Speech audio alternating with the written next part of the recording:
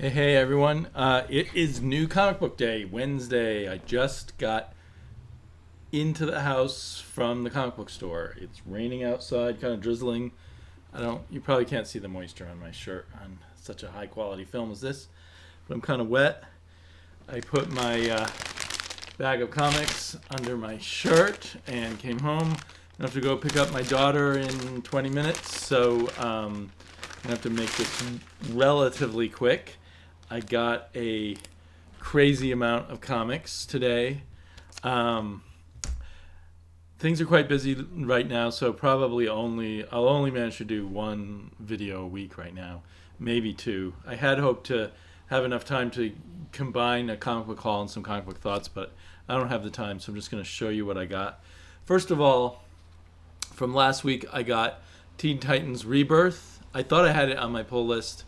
They didn't get it to me, but I found this cover in the shop. I actually like this cover better than the main cover. Quacking Duck was very concerned that she get to read this, particularly because of this lady being in it. But Raven being in it's pretty good too, and Beast Boy being in it's not bad either. So from her point of view. So we'll check it out, see whether it's something that makes good daughter-father reading. This might make good daughter-father reading. Archie Meet Ramones, and there were a whole bunch of covers there. I had to pick quickly. This is the one that jumped out at me. The cover from a swipe of the cover from Rocket to Russia. So yeah, this has a really nice feeling cover. I love the Ramones. I don't know if that means I should read Archie Meet the Ramones, but it might be fun to read with my daughter also. Probably not to read with my daughter. I'm kind of excited for Azzarello and Russo's Moonshine #1 from from Image. Even though I have not read their 100 Bullets, I would like to read that someday, but it feels like a big commitment. The art in here looks awesome. It's kind of cheesy. Werewolves meet moonshiners, but kind of sounds fun too if done right. Obviously, one of my favorite runs of recent times is Brian Azzarello's Wonder Woman. So if he can even pull half the magic out of his hat for this, that would be awesome.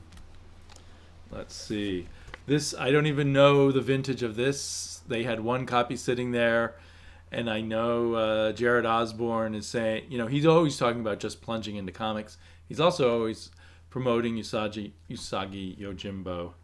I actually have a bunch of Usagi on digital bundles that I bought from Dark Horse, but I never get around to reading them, so I thought maybe if I have a physical one and I kind of jump in, let's see if I want to make this a monthly kind of thing, or maybe I'll just want to go back to reading it digitally or in trades or something, but interesting to look at. I still really wish it was in color. Okay, let's see. I'm trying to sort it so that all the DC will come last, since so much of it is DC.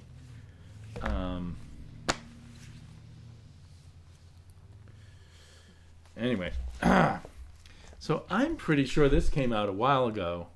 I don't know. I thought I saw it out a while ago in Comixology and stuff, but it was on my pull list and it showed up today. Maybe it's brand new today. Or maybe did I miss an issue? I'm not sure. Or maybe I already have this issue. Somehow it just looks really familiar. Really psyched for another issue of Autumn Lands. This cover's kind of cool. Kind of a different looking cover than the cover designs we've had to Autumn Lands up to this point.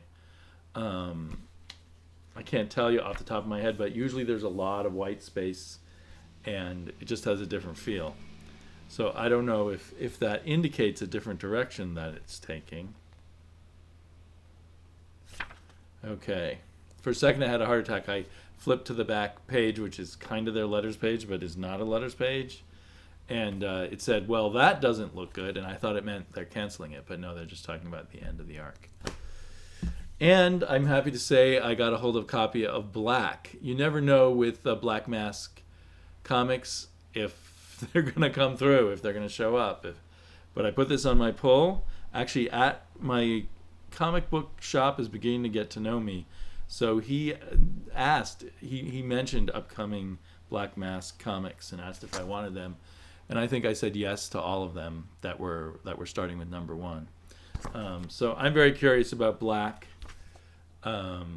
It feels, for whatever sad reason, that race has become a bigger issue in our country in the last few years. So I don't know if this will address any of that specifically, or it maybe go off in a whole different direction.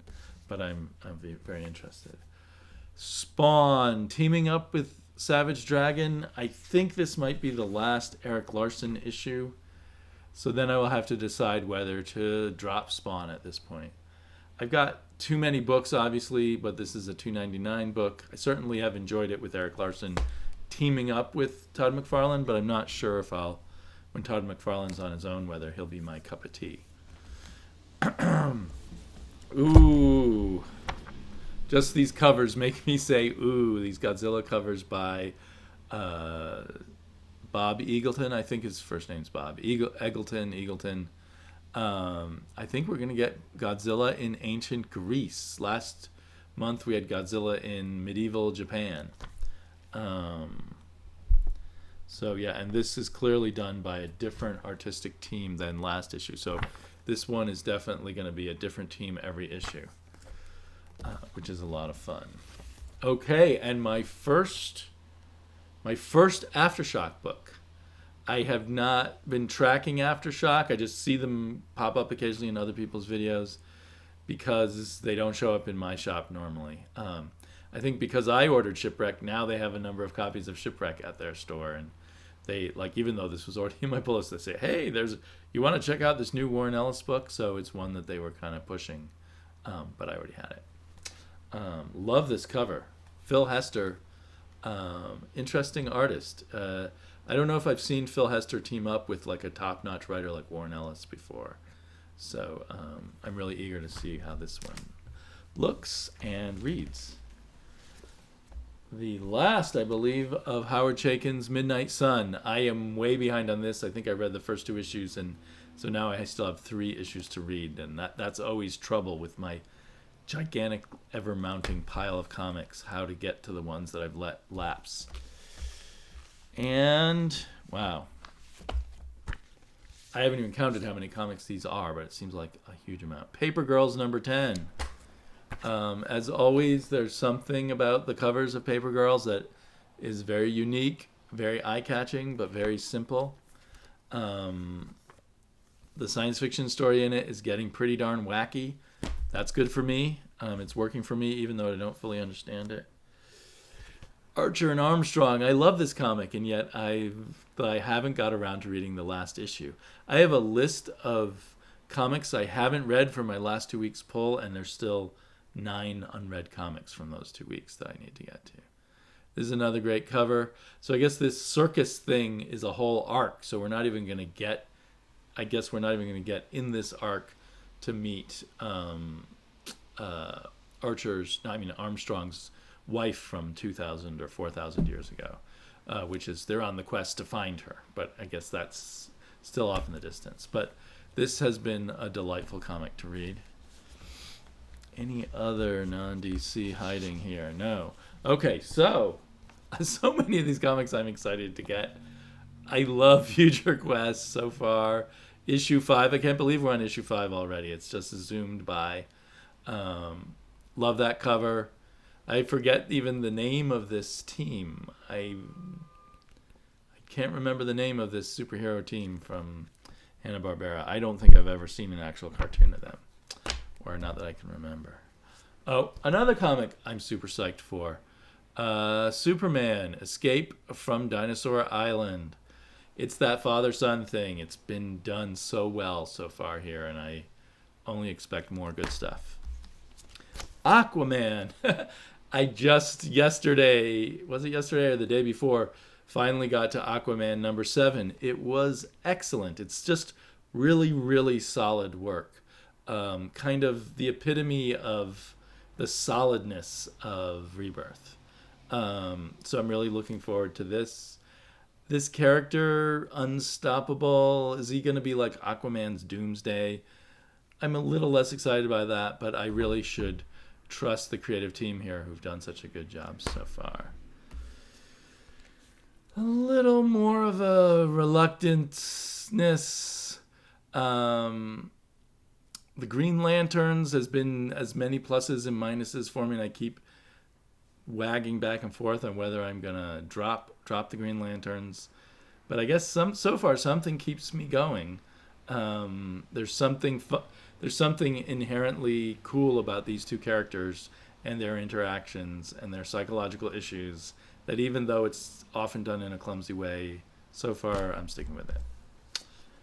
Justice League, I have only skimmed issue 5 of the Justice League that ended the storyline. So I guess I have to actually read that, and then this will be the beginning of a new storyline. Just plain fun comics. Okay, here's one. Batman. I'm not so excited over Batman. You know what? I think they failed to give me Nightwing. Because I think Nightwing was coming out here too. So I'll have to pick that up eventually. I guess I might as well read the whole of the Monster Man. I read like 1.5 issues, was very bored. I think I'm just going to wait till the whole Monster Man saga is out and try and read it all at once. There is some interesting artists. Is this going to be... It's Riley Rossimo again, yeah. So that's kind of the best thing about Monster Man, as far as I can tell, is Riley Rossimo doing some Batman artwork. Then I got Green Arrow. Green Arrow is really close to the edge for me of being dropped. Last issue, which was the end of like a 2-part Kamiko story, was really weak. Now we're back to the main story. We're on the island, so we'll see. But yeah, obviously I'm having a hard time dropping anything. And here's something. It says book 1. I don't know how many books there are. It's a prestige format, the square bound. Dead Man, Dark Mansion of Forbidden Love. So I assume this is kind of a gothic romance, a play on the gothic romance idea. There's some pretty incredible looking artwork in here. Dead Man's a really cool character, but maybe more for his visuals. I don't know if there's ever been that great of a Dead Man story, although I have not read them all, but I always think I love Dead Man, and then when a lot of the stories, I'm like, that was okay. But let's see how this goes. I'm pretty excited just for the art and for the idea of a Dead Man story. And kind of the idea of a gothic romance horror story would be pretty cool. Not something you see too often in comics anymore. So here's the whole stack. Like I said, I got 9 comics from the last 2 weeks still to read, and then I've got all of these. This must be, I don't know, 16, 17. What is going on in my stupid brain that is like just triggered to this comic addiction to a new level. Anyway, I hope you're all well. I hope you picked up some great comics or will pick up some great comics this week. And, fingers crossed, maybe I'll be able to do another video sometime on the weekend. But if not, I'll see you next Wednesday.